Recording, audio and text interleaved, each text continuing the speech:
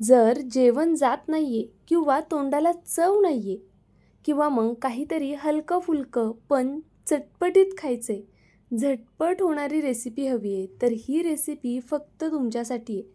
सगळ्यांनाच आवडेल आणि ज्यांना बरं वाटत नाहीये ना, त्यांनासुद्धा तरतरी येईल अशी ही रेसिपी आहे. कशी करायची चला लगेच पाहूया.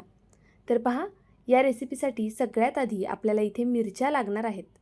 तर मी एक खलबत्ता घेतला आहे आणि यामध्ये आपण सगळ्यात आधी मिरच्या घालून घेऊया.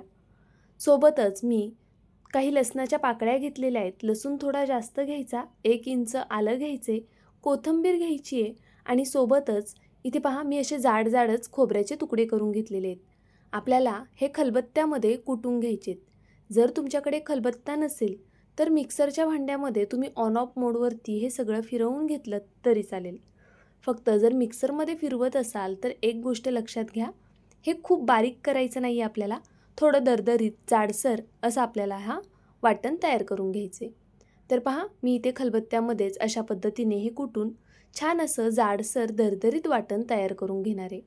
मिरच्या मी इथे माझ्या आवडीनुसार घेतलेल्या आहेत. तुम्ही तुमच्या आवडीनुसार मिरच्या कमी जास्त करू शकता, पण लसूण मात्र भरपूर घ्या. लसणामुळे या रेसिपीला खूप छान चव येणार आहे.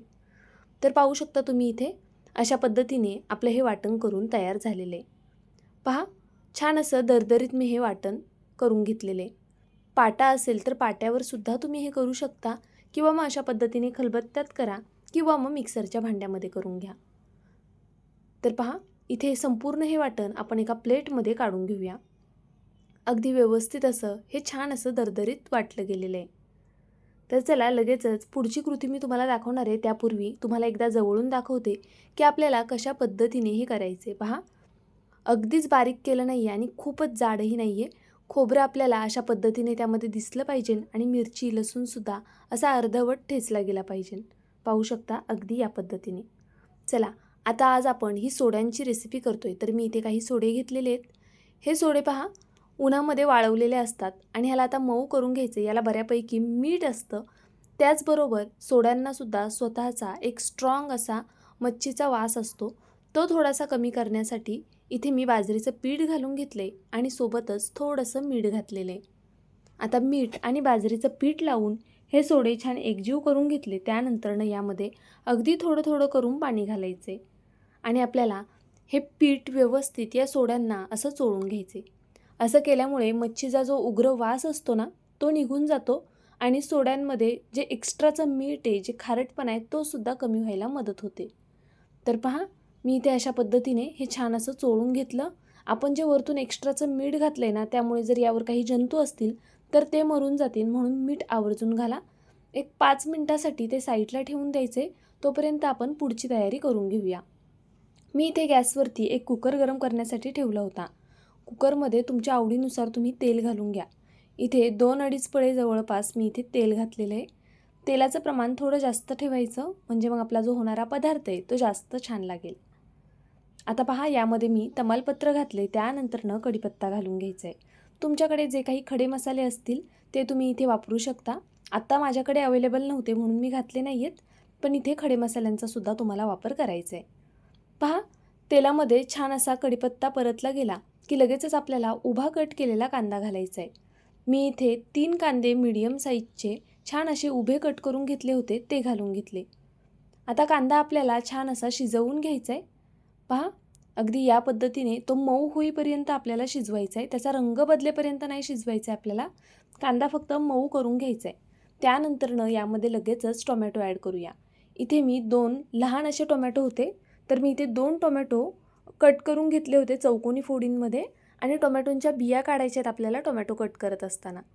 पहा, इथे आपण कांदा टोमॅटो छान असा परतला गेला की लगेचच जे आपण वाटण करून ठेवलं होतं ना, ते घालून घ्यायचे. आता हे वाटणसुद्धा आपल्याला मीडियम फ्लेमवरती छान परतवून घ्यायचे. कांदा टोमॅटोसोबत हे वाटण परतत असताना गॅसची फ्लेम मीडियम ठेवायची. मीडियम फ्लेमवरच आपल्याला हे सर्व साहित्य परतवून घ्यायचे. असं केल्यामुळे काय होईल, मिरचीचा जो कच्चेपणा आहे तो निघून जाईल आणि आपला जो हा पदार्थ आहे तो सुद्धा खायला छान लागेल. तर पहा, कांदा टोमॅटो परततपर्यंत आणि वाटण परतेपर्यंत सोडे छान असे भिजले गेलेले आहेत.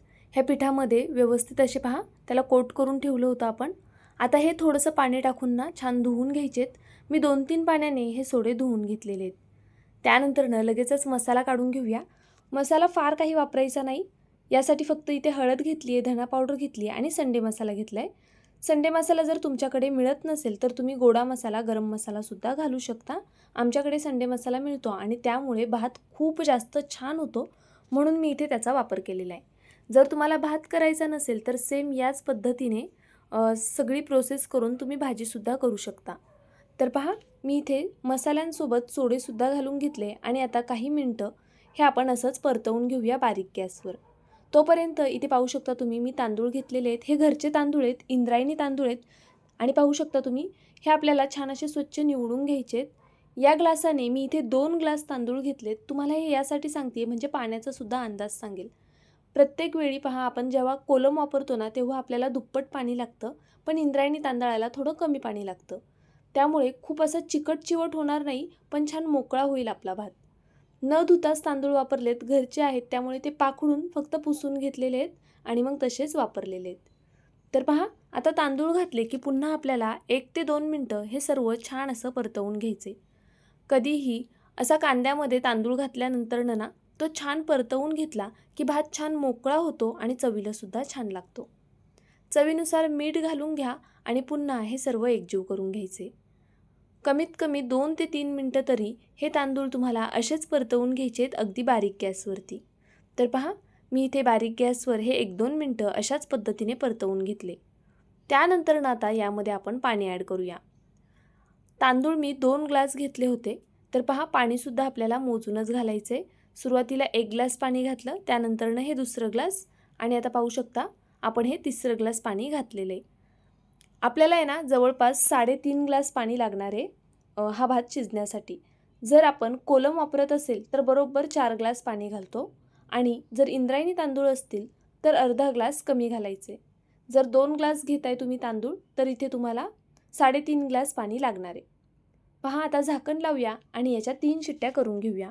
3 शिट्ट्या झाल्या की लगेचच गॅस बंद करायचा आहे. कुकर थंड झाल्यानंतरनं तुम्हाला आता मी ओपन करून दाखवते आहे पहा. कुकर व्यवस्थित असा थंड होऊ द्या, त्यानंतरच आपल्याला हे ओपन करायचे, नाहीतर मग भात आतमध्ये कच्चा राहू शकतो.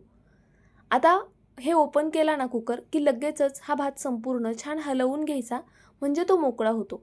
पहा, घरचे तांदूळ असतील तर शक्यतो त्याचा भात खूप चिकट चिवट होतो, पण छान मोकळा झाला आहे की नाही. तांदूळ छान परतवून घेतला आणि पाणी प्रमाणात घातलं ना की भात छान मस्त मोकळा होतो. चवीला अप्रतिम लागतो. जास्तीचे मसाले वापरू नका.